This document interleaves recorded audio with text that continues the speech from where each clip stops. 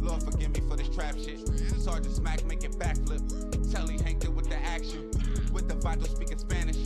Frank Matthews, how I vanish. Poof. Came back like I'm King Tut. Gold BBS is on a beamer. When Fat Cat was 10 queens up. Ball off the profit, not the re-up. Fly like Puerto Rican Jesus. Uptown like I'm Baby May. Just caught a touchdown from the bay.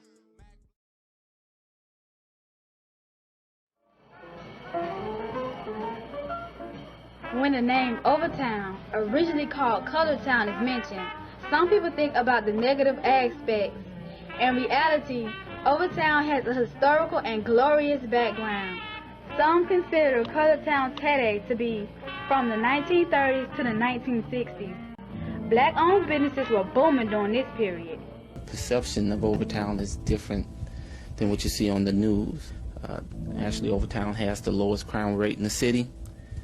Overtown only has one real problem, and that is drug sales.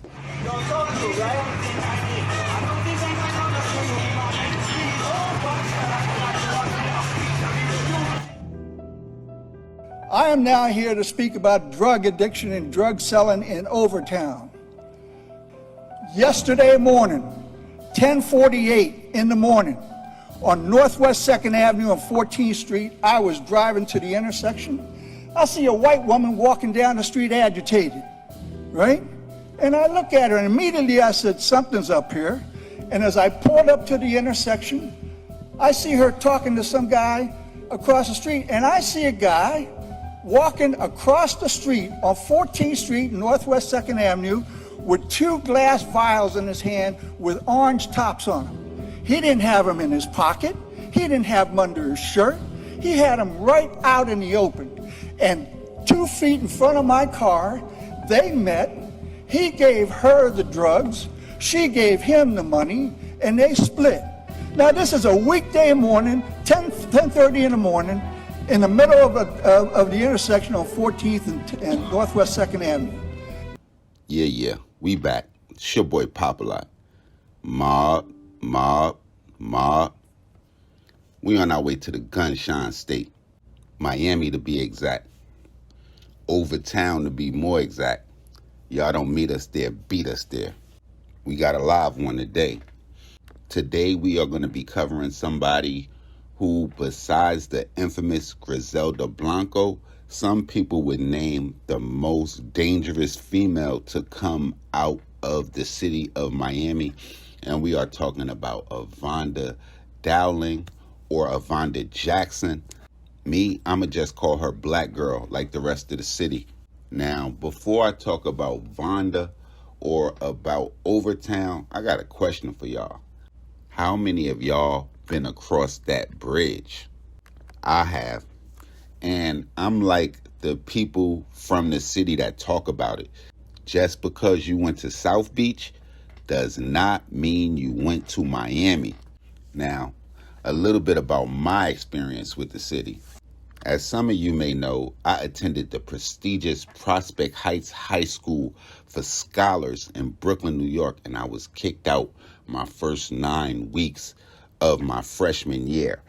Now, with all that going on, that sent me on a crash course of being kicked out by my moms and sent to live with my pops in a place called Miami Shores. Now, before I get there, I'm picturing myself like Will Smith going from Philly to Bel Air. I'm thinking about the school I'm going to be in. I'm thinking about like how my gear going to be next level from the niggas that I'm going to encounter. And I get down there and it's a whole different story.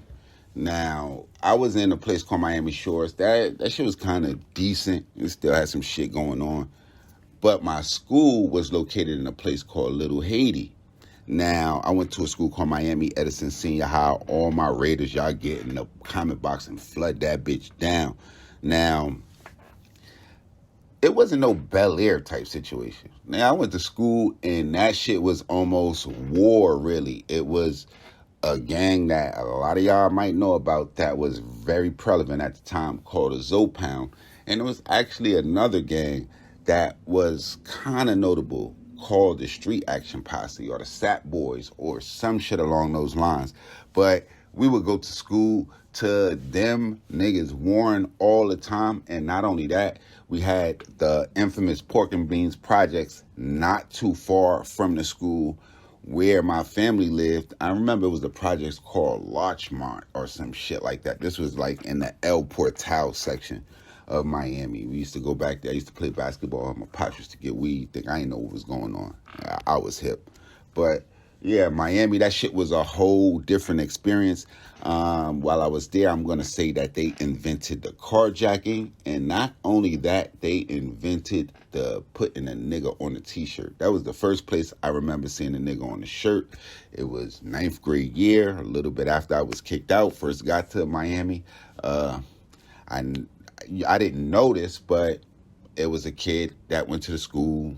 You didn't see him for a while until one day, bam, one of the classmates pop up with bro on a shirt. I'm like, yo, this shit is a wake-up call. And to be honest, coming from Brooklyn, that told me everything I needed to know about Miami. But I don't want to leave out the first time I went to Overtown. And coming from New York, homeless people are not going to shock you because you're going to see them on the train. You're going to see them on the streets. And not only that, they're going to be wild. You're going to see a nigga on the train that's going off. You're going to see a nigga on the train that's sleeping and taking up a whole seat type shit. And the train is packed. Nobody just don't want to sit next to bro type shit. But Overtown was a whole different story. Now, I'm talking about in the 90s. So anybody familiar with that time in Miami, y'all definitely get in the comment box. But it was like almost, I want to say, a comparison of Skid Row in LA. They had a strip under this overpass freeway that was almost like a complex of homeless people. That shit almost went on for miles. I remember one time driving to, I want to say, the old Heat Stadium. I can't remember if it was the old one or the new one or what the situation was, but I know this shit was right near the Heat Stadium. And man, that shit was wicked, bro. Wicked. So yeah, if you ain't been to the other side of the bridge, you really, really haven't been to Miami. And when we talk about that Skid Row Village, that was in Overtown. And Overtown is going to be a place in Miami where Vonda or the Vonda gang ruled with an iron fist during the 1990s. She really, based on my research, they're going to say she got in the game right in around the mid-1980s, and it was through a very, very well-known Miami hustler by the name of Bunky Brown, somebody that we should definitely cover. He was somebody that was getting it in, and they said that he was said to put Vonda on. Contrary to that story, I read places where they said that her husband was in the game. He was a longshoreman along with her brother and her father, and she was once a longshoreman too. But they're going to say that he was in the game, and when he was put to prison, she took over his operation. I also heard where they said that she took over Bunky Brown's operation. But regardless to how she got in the game, in a trade dominated by men, she didn't back down. Some likened her to Keisha from New Jack City. Some new people probably don't even know who I'm talking about, but my old school people know Rockabye Baby. And they said she had chicks just like that was down with her, that was ready for whatever. She would initially be indicted in that very violent time in Dade County, and some might attribute it to a long-standing war that the Vonda gang had going on with the Booby Boys that started in 1992 and would go on all the way to 1998. That would start with the attempt murder of Kenny Booby Williams on September 6th of 1992. And then it would lead to a guy by the name of James Powell being killed in retaliation. And pretty much it was a back and forth from that point, with the next murder occurring on March 23rd, 1995.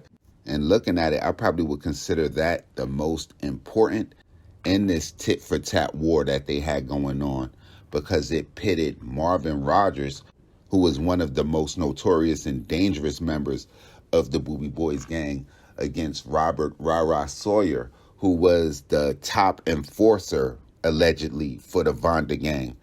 those two alone would actually go back and forth in almost like a one-on-one war with trying to kill each other.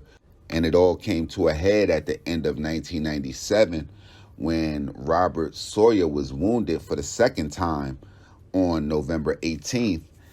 And it would be a little over a month later where he allegedly would confess to police that he caught up with Marvin Rogers on New Year's Eve of 1997, and he would end up murdering him. And during that 5-year period, it would be a series of shootings and murders going back and forth between the two gangs.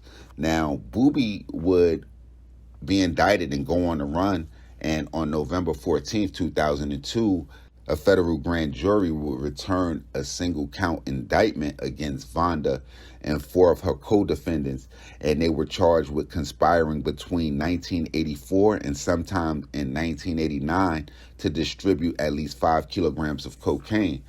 Now, she would go on to admit prior involvement in drug dealing, but she would testify that she was completely withdrawn from any drug conspiracy late in 1995. Evidence would be presented at a 6-week trial for her, and she would ultimately be convicted and sentenced to 20 years. I seen some rumblings on the internet where she should have been released right around 2020. She, from behind bars, she was still able to do good. What is really not mentioned about her is a lot of the good that she did. She did a lot of drives, a lot of events for the people in the community of Overtown. They would say definitely the females and the young girls in the city. And they talked about it in length in the MIAO documentary. While she was behind the wall, she also was able to kind of see her son, who was advocating for her freedom. And I want to say he was a player at FAM University. And I saw at one time he was trying to make the Philadelphia Eagles roster. So those are some of the things that she have to look forward to on her way home. And if she's home, we want to welcome Vonda Jackson. We want to thank her for everything that she did for the culture. Y'all make sure y'all follow me on Instagram, on Twitter, POP_A_LOT. We're going to be back with some more real Trill Spill shit. Y'all hit the red subscribe button right under this video so y'all know we broadcasting from the streets. And y'all already know what it is, man. It's your boy Popalot. Mobb, Mobb, Mobb.